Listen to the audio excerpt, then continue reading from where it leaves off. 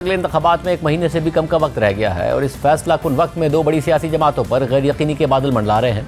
नून league दावा तो कर रही है कि अगली हुकूमत उसी की होगी, मगर इंतखाबी मुहिम और अवाम में मौजूदगी से मुताल्लिक नून लीग सुस्त रवि का शिकार नजर आ रही है। और अब बिलावलपुर सरदारी ने भी नवाज शरीफ पर यह कहकर सवाल उठा दिया है कि वो खुद को चौथी बार वजीर आजम कह रहे हैं, लेकिन अब तक अपने घर से नहीं निकले हैं। दूसरी तरफ PTI है जो मरकजी क़यादत की अदम मौजूदगी में भी तेजी से इंतखाबी मुहिम चला रही है। इलेक्शन से पहले ही PTI ने लेवल प्लेइंग फील्ड से मुतालिक पाकिस्तान की बेशतर अदालतों में अपने खदशात का इजहार कर दिया और उसे मुसलसल रिलीफ भी मिल रहा है और उसके मुताबिक रहनुमाओं के कागजात नामजदगी भी मुस्तरद होने के बाद इलेक्शन ट्रिब्यूनल से मंजूर हो गए हैं। लेकिन तहरीक इंसाफ अगले इंतखाबात में बतौर जमात हिस्सा लेगी। यह इंतखाबी निशान की अदम मौजूदगी में इसके उम्मीदवारों को आज़ाद हैसियत में इंतखाब लड़ना होगा। इस हवाले से अब तक इबहम बरकरार है और PTI ने इसके लिए सारी उम्मीदें पेशावर हाई कोर्ट और फिर सुप्रीम कोर्ट से जोड़ दी हैं, क्योंकि आज जस्टिस एजाज अनवर और जस्टिस अरशद अली पर मुश्तमिल पेशावर हाई कोर्ट के 2 रुकनी डिवीजन बेंच ने तहरीक इंसाफ के इंट्रा पार्टी इंतखाबात और इंतखाबी निशान से मुतालिक दरख्वास्त पर समाअत की है, जिसमें इलेक्शन कमीशन और PTI दोनों की तरफ से ठोस दलाइल पेश किए गए हैं, अहम कानूनी नकात उठाए गए हैं और तब तवक्को की जा रही है कि कल पेशावर हाई कोर्ट इस हवाले से अपना मुख्तसर फैसला जारी कर देगी। लेकिन आज की समाअत में भी PTI के वकला देर से अदालत पहुंचे, जिस पर अदालत ने बरहमी का इज़हार भी किया। आज समाअत के आगाज़ में PTI के वकील काजी अनवर एडवोकेट ने अदालत को बताया कि बैरिस्टर गौहर 5 से 10 मिनट में पहुंच जाएंगे, जिस पर जस्टिस एजाज अनवर ने रिमार्क दिए कि क्या आपकी दिलचस्पी नहीं है, हम सुबह से उनके लिए इंतजार कर रहे हैं। सुप्रीम कोर्ट में जब हमारे केसेस हुआ करते थे तो हम सुबह सवेरे पहुंचते थे। जिस पर काजी अनवर ने अदालत को बताया कि बस थोड़ा वक्त दिया जाए, कुछ देर में बैरिस्टर गौहर पहुंच जाएंगे। तो जस्टिस अनवर ने रिमार्क देते हुए कहा कि ये कौन सा तरीका है कि बेंच को इंतजार करवाया जा रहा है। इलेक्शन कमीशन ने अपना जवाब जमा करा दिया है, बैरिस्टर गौहर आ जाएं तो केस को सुनते हैं। तो काजी अनवर ने अदालत को बताया कि बैरिस्टर गौहर धुंध की वजह से नहीं पहुंच सके, थोड़ा वक्त दे दें। जिसके बाद जस्टिस अरशद अली ने रिमार्क दिए कि बैलेट पेपर छापने का मामला कब तक होगा। तो इलेक्शन कमीशन के वकील ने जवाब दिया कि 13 तारीख तक इंतखाबी निशान अलॉट किए जाएंगे। PTI को अगर निशान अलॉट नहीं होता तो वो आज़ाद तसव्वुर होंगे। इस दौरान जस्टिस एजाज अनवर ने रिमार्क दिए कि काजी साहिब मशवरा कर लें कि कल या परसों के लिए नोटिस कर दें। इस केस में कई फरीक़ैन मौजूद नहीं हैं। तहरीक इंसाफ के पार्टी इंतखाबात का सबसे पहला एतराज़ अकबर इस बाबर का है, वो कहाँ हैं। इस दौरान PTI के वकील बैरिस्टर गौहर और senator Ali Zafar Peshawar high court पहुंच गए और बैरिस्टर गौहर खान ने अदालत को बताया कि धुंध के बाइस वक्त पर नहीं पहुंच सका। तो जस्टिस एजाज अनवर ने रिमार्क दिए कि इस केस में कुछ फरीक़ैन मौजूद नहीं हैं। तो बैरिस्टर गौहर ने जवाब दिया कि उनका केस के साथ ताल्लुक नहीं है, जबकि बैरिस्टर अली जफर ने अदालत को बताया कि फरीक़ैन तो चाहते हैं कि इंट्रा पार्टी इंतखाबात दोबारा से हों। एतराज़ इंतखाबात पर हुआ था कि दोबारा इनकाद किया जाए। हमने आइन के मुताबिक पार्टी के इंतखाबात करवा दिए। इलेक्शन कमीशन ने हमारे इंतखाबात कलअदम करार दिए थे। इलेक्शन कमीशन ने 20 दिन में दोबारा इंतखाबात कराने का कहा। हमने पार्टी इंतखाबात कराए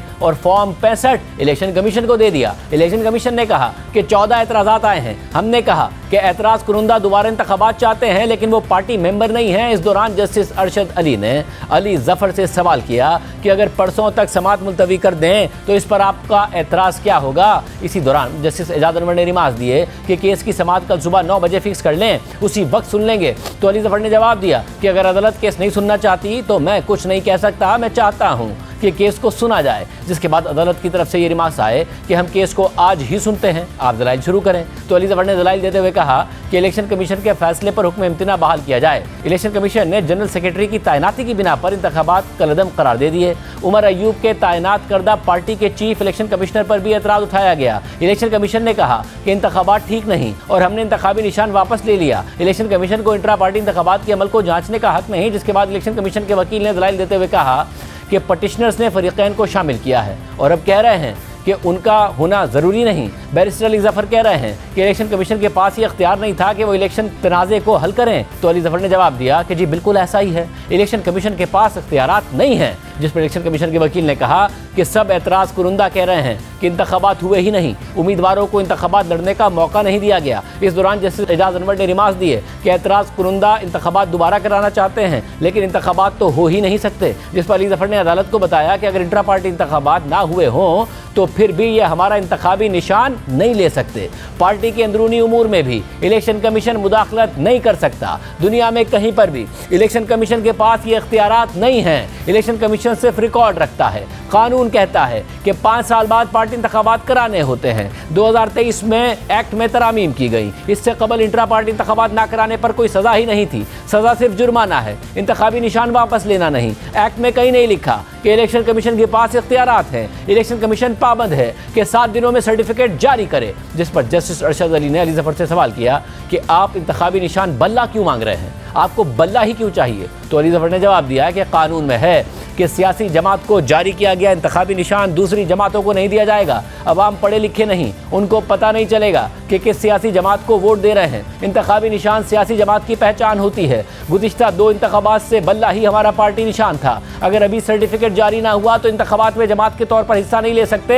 इलेक्शन कमीशन आईनी इदारा है लेकिन अदालत नहीं है। इलेक्शन कमीशन ने आज तक किसी और जमात के इंट्रा पार्टी इंतखाबात का ट्रायल नहीं किया। इस दौरान जस्टिस अरशद अली ने सवाल किया कि क्या इंट्रा पार्टी इलेक्शन में कोई मुखालिफ उम्मीदवार था, तो अली जफर ने जवाब दिया कि नहीं, कोई मुखालिफ उम्मीदवार नहीं था। इंतखाबात बिला मुकाबला थे। जिसके बाद अली जफर ने अपने दलाइल मुकम्मल करते हुए इलेक्शन कमीशन के फैसले को कलअदम करार देने की दरख्वास्त कर दी और फिर इलेक्शन कमीशन के वकील ने दलाइल का आगाज़ करते हुए कहा कि दरख्वास्त के काबिल समाअत होने पर पहले बात करूंगा। लाहौर हाई कोर्ट में भी ऐसी ही दरख्वास्त दायर की गई है। तो जस्टिस अरशद अली ने सवाल किया कि क्या इलेक्शन कमीशन का 22 दिसंबर का हुक्मनामा लाहौर हाई कोर्ट में चैलेंज किया है? तो इलेक्शन कमीशन के वकील ने जवाब दिया कि जी, ऐसी ही दरख्वास्त लाहौर हाई कोर्ट में भी है। इस सियासी जमात को कई मौके दिए गए कि कानून के मुताबिक चले। इनको बताया गया कि कानून पर अगर अमल नहीं किया तो सज़ा होगी। सज़ा यह है कि उनका इंतखाबी निशान वापस ले लिया जाएगा। इनको नोटिस दिया गया और शोकॉज जारी किया गया। ये पार्टी इलेक्शन कानून के मुताबिक कराने में नाकाम रहे हैं। इस वजह से इलेक्शन कमीशन ने उनके इंतखाबात को कलअदम करार दे दिया। इलेक्शन कमीशन के वकील ने मज़ीद दलाइल देते हुए कहा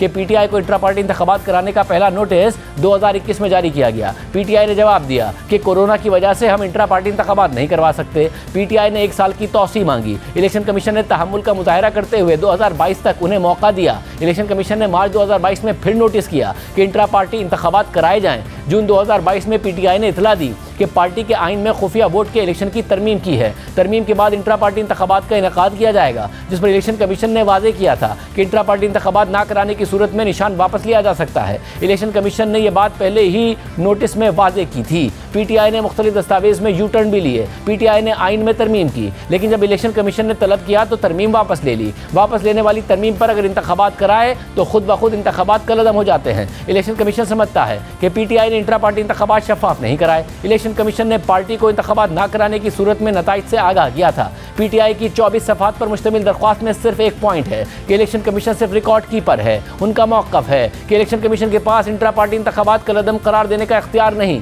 पीटीआई का मौक़िफ़ गलत है। इलेक्शन कमीशन के पास आईनी तौर पर इख्तियार है। वकील इलेक्शन कमीशन सिकंदर मेमन ने अपने दलाइल में मजीद कहा कि ये केस किसी सियासी जमात को लिस्ट से निकालने का नहीं है। इस सियासी जमात को इंट्रा पार्टी इंतखाबात कानून और एक्ट के मुताबिक करना चाहिए थे। ये नहीं है कि बस एक कागज़ पकड़ाया और कहा कि इंतखाबात हो गए। सिर्फ इंट्रा पार्टी इंतखाबात कराने नहीं बल्कि आइन के मुताबिक कराने हैं। इन्होंने अपनी दरख्वास्त में कहा है कि पार्टी को ख़त्म किया गया है। केस इंतखाबी निशान वापस लेने का है, पार्टी को ख़त्म नहीं किया गया। इंट्रा पार्टी इलेक्शन कलअदम करार दिए गए हैं। अगर पार्टी को ख़त्म किया गया तो फिर उसके खिलाफ सिर्फ सुप्रीम कोर्ट में अपील दायर की जा सकती है, यहाँ नहीं। इस दौरान जस्टिस अरशद अली ने रिमार्क दिए कि एक पार्टी इलेक्शन कराती है तो इलेक्शन कमीशन कैसे स्क्रूटनी कर सकता है। इलेक्शन कमीशन ने तो सिर्फ दस्तावेज़ात की जांच पड़ताल करनी होती है। जबकि जस्टिस एजाज अनवर ने रिमार्क दिए कि आपने रूल्स में नरमी की, इनको इंट्रा पार्टी इंतखाबात कराने का वक्त दिया, क्या इसके बाद इनको कोई शो कॉज नोटिस जारी किया गया? जिस पर इलेक्शन कमीशन के वकील ने जवाब दिया कि पहले ही हमने 3 शो कॉज नोटिस जारी किए थे। जिस पर जस्टिस एजाज अनवर ने सवाल उठाया कि आप क्या कहना चाहते हैं, क्या 23 नवंबर को दोबारा इलेक्शन कराने का जो फैसला था वही शो कॉज नोटिस था? जस्टिस अरशद अली ने रिमार्क दिए कि 2 दिसंबर के इंतखाबात कानून के मुताबिक ना होने पर क्या आपने इनको शो कॉज नोटिस जारी किया? क्या इंट्रा पार्टी इंतखाबात के बाद एक और शो कॉज नोटिस नहीं देना चाहिए था? तो इलेक्शन कमीशन के वकील ने जवाब दिया कि इस बार शो कॉज नोटिस की ज़रूरत नहीं थी।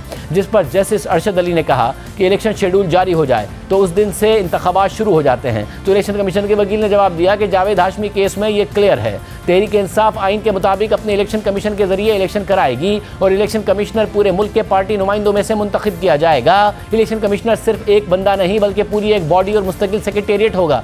मगर पीटीआई ने एक शख्स को इलेक्शन कमिश्नर बनाकर इंतखाबात करा दिए जो गैर आईनी है। जिस पर जस्टिस अरशद अली ने सवाल किया कि अदालत को यह बताएं कि इलेक्शन कमीशन का इख्तियार कहाँ है। तो इलेक्शन कमीशन के वकील ने जवाब दिया कि इलेक्शन कमीशन ने अपना इख्तियार इस्तेमाल करते हुए फैसला किया, तहरीक इंसाफ की दरख्वास्त काबिल समाअत नहीं है, इसे खारिज किया जाए। इसके बाद इलेक्शन कमीशन के वकील सिकंदर महमद के दलाइल मुकम्मल हो गए और उन्होंने समाअत परसों तक मुलतवी करने की इस्तदा कर दी और कहा कि फरीकैन के वकला हड़ताल के बाइस पेश नहीं हुए। इसके बाद तहरीक इंसाफ के वकील अली जफर ने कहा कि इलेक्शन कमीशन के वकील के दलाइल आम इंतखाबात के लिए हैं, इंट्रा पार्टी इलेक्शन के लिए नहीं है। इलेक्शन कमीशन ये कहता है कि आप इंतखाबात नहीं लड़ोगे। इलेक्शन कमीशन को तो कहना चाहिए कि सियासी जमातें इंतखाबात लड़ें, कहीं पर कानून की खिलाफ वर्जी हो तो इलेक्शन कमीशन जुर्माना कर दे। और फिर तहरीक इंसाफ और इलेक्शन कमीशन के वकला के दलाइल मुकम्मल होने के बाद अदालत ने समाअत कल सुबह 9 बजे तक के लिए मुलतवी कर दी और कहा कि इंट्रा पार्टी इंतखाबात पर शिकायत कुनंदा फरीकैन को भी कल सुनेंगे। सिर्फ यही नहीं, अहम बात यह है कि कल सुप्रीम कोर्ट भी तहरीक इंसाफ का इंतखाबी निशान वापस लेने से मुतालिक तहरीक इंसाफ के रहनुमा हामिद खान की दरख्वास्त पर समाअत करेगी। यानी एक ही दिन बल्ले के निशान से मुतालिक पेशावर हाई कोर्ट और सुप्रीम कोर्ट में समाअत होगी। जबकि आज की समाअत के बाद इस वक्त तहरीक इंसाफ को लीड करने वाले रहनुमा बैरिस्टर गौहर खान ने प्रेस कॉन्फ्रेंस की और दावा किया कि पेशावर हाई कोर्ट ने आज कहा है कि कल 9 बजे की समाअत के बाद एक मुख्तसर फैसला जारी करेंगे। हमें अदालत का हर फैसला कबूल है और उम्मीद है कि बल्ले का निशान वापस मिलेगा। कल इंशाअल्लाह ताला 9 बजे उन जो प्राइवेट पार्टीज रिस्पोंडेंट है उनके वकीलों को सुना जाएगा। अदालत ने कहा है कि कल इंशाअल्लाह ताला इसका ऑर्डर आ जाएगा। हमें अदालत का हर फैसला कबूल है। हमें उम्मीद है इंशाअल्लाह ताला इंसाफ पे मबनी होगा, हक की फतह होगी, जो बल्ले का निशान है वो मिलेगा। साहब अब ये थोड़ा क्लियर कर दे, बैरिस्टर जफर साहब ने अदालत में साफ बता दिया कि सुप्रीम कोर्ट से केस वापस लेंगे, तो कल आप केस वापस लेंगे या उसको पेंडिंग करके? देखिए वो अगर वो अदालत पेंड रखती है पेंड रख जाए, और वो विड्रॉ हो जाता है तो विड्रॉ हो जाए, क्योंकि केस जब अदालत सुन लेती है फाइनल तो वो कोई भी डिसीजन कल आएगा तो प्रिवेल तो यही करेगा, तो उसकी ज़रूरत अब नहीं रही उस जजमेंट। बहरहाल जहां एक तरफ बल्ले के निशान के हवाले से अभी तक गैर यकीनी बरकरार है, तो वहीं तहरीक इंसाफ के बेशतर रहनुमाओं के कागजात नामजदगी मंजूर हो गए हैं। आज तहरीक इंसाफ के रहनुमा अबूजर सलमान ने यह दावा किया है कि कागजात नामजदगी से मुतालिक जो उन्होंने दर्जनों दरख्वास्तें और अपीलें दायर की हैं, इन तमाम दरख्वास्तों का फैसला 95% कामयाबी की शरह के साथ उनके हक में हुआ है। साथ ही सोशल मीडिया और मीडिया अदालतों में भी तहरीक इंसाफ अपना बयानिया तेज़ी से लेकर आगे बढ़ रही है। दूसरी तरफ पीपल्स पार्टी भी इंतखाबी मैदान में सरगर्म है, मगर नून लीग सुस्ती का शिकार है। पहले ख्वाजा आसिफ ने हमारे प्रोग्राम में तस्लीम किया कि नून लीग को इंतखाबी मुहिम में तेज़ी दिखानी चाहिए और ये भी तस्लीम किया कि पीपल्स पार्टी भी इस मामले पर उनसे आगे है। जबकि गुज़िश्ता रोज़ हमारे प्रोग्राम में हसन इकबाल ने दावा किया कि नून लीग 12 जनवरी तक उम्मीदवारों को पार्टी टिकट जारी कर देगी और फिर मामलात में तेज़ी आ जाएगी। मगर नून लीग की जानिब से इंतखाबी मुहिम शुरू करने में ताख़ीर पर अब पीपल्स पार्टी भी सवालात उठा रही है। पीपल्स पार्टी के चेयरमैन बिलावल भुट्टो ज़रदारी ने कहा है कि नून लीग की तरफ से इंतखाबी मुहिम शुरू ना करने पर हैरान हूँ। इससे इंतखाबी अमल की कानूनी हैसियत को नुकसान पहुँचा है। जो खुद को चौथी बार वज़ीर आज़म समझ रहा है वो अब तक अपने घर से नहीं निकला है।